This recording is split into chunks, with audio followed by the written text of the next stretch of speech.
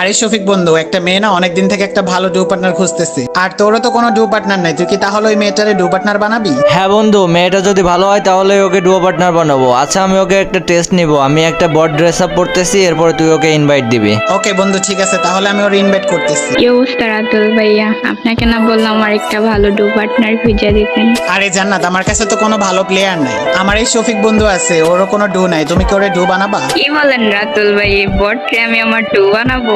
লল ভাই। আরে জান্নাত, তুমি এসব কি বলতেছো? তুমি কি চিনো ওরে? ওকে, তুমি কি জানো? আরে বন্ধু, তুই কিছু বলিস না, তুই থাম, আমি দেখতেছি। আরে জান্নাত, প্লিজ তুমি আমার ডুও হয়ে যাও না প্লিজ। ভাই লল, তোর কাছে কি কোনো ভালো ড্রেস আপ আছে? তুই এসছিস আমার ডু পার্টনার হইতে? ও আচ্ছা, ডুও পার্টনার হইতে তাহলে ড্রেস আপ লাগে, তাই না? আচ্ছা রাতুল বন্ধু, 1 মিনিট দাঁড়া, আমি গ্রুপ থেকে বেরোয় আবার আসতেছি। ও ভাই, বিগ ফ্যান বিগ ফ্যান। আপনি কি আমার ডু পার্টনার হবেন? পাতার নাম পুদিনা, তোমার মতো মেয়েকে আমি